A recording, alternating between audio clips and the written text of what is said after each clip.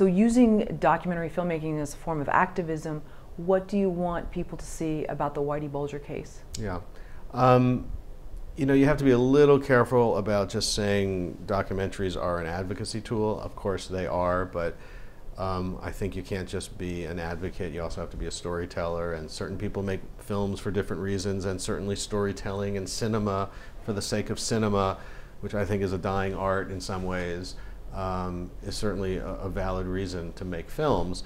You know, so all of those are present in anything I undertake, but the thing I want people to walk away from with regard to the Whitey Bulger film is that I think the true story of what enabled Bulger to reign over a criminal empire for 25 years without even so much as being stopped for a traffic ticket, I think that real story hasn't been told. And just because Bulger has been convicted, which is good, he deserves to be convicted. The film is not an apology for Whitey Bulger. He's a brutal, vicious killer that deserves to be behind bars. But what enabled him to reign, there's a level of corruption, in my opinion, a corruption of our institutions of justice that needs to be looked at, because we can't allow this to happen again.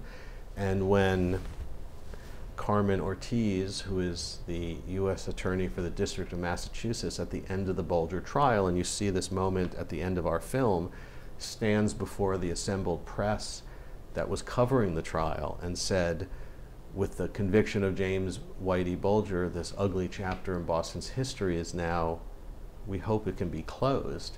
I'm paraphrasing somewhat.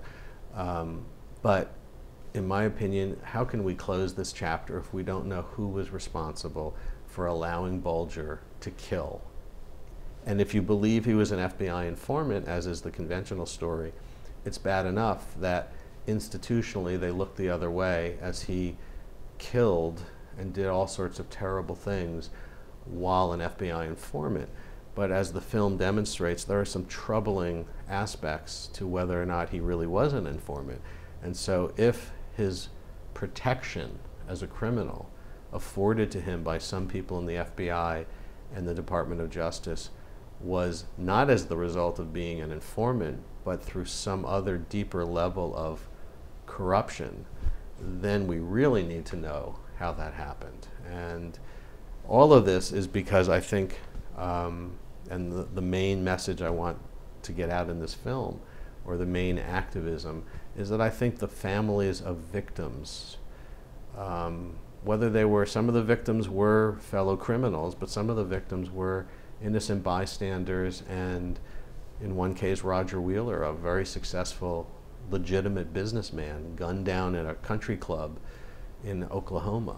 You know, these families of victims, regardless of whether they were a criminal or a legit businessman, the families of these victims deserve answers as to how their loved ones were allowed to be killed by a criminal who should have been brought in to justice much earlier. I don't believe, you know, agencies of the government should be allowed to pick and choose who should live and who should die. In their zeal to bring down the Italian mafia, they looked the other way, again, whether he was an informant or not an informant, which is one of the central questions of the film. In both scenarios, he was allowed to kill while the FBI and the Department of Justice focused on bringing down the Italian mafia. And so they decided that was the goal, to bring down the Italian mafia, and in Boston we're going to look the other way as to what the Irish gangsters are going to do here. And I don't think the government should be in that business, allowing certain people to, you know, get away with criminality while they, you know, close down others.